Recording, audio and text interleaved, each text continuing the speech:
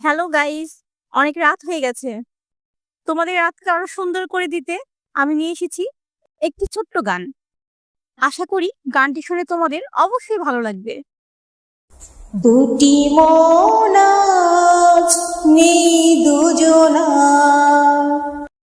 দুটি মন আজ নেই দুজনা। রাত বলে আমি সাথী হব যে,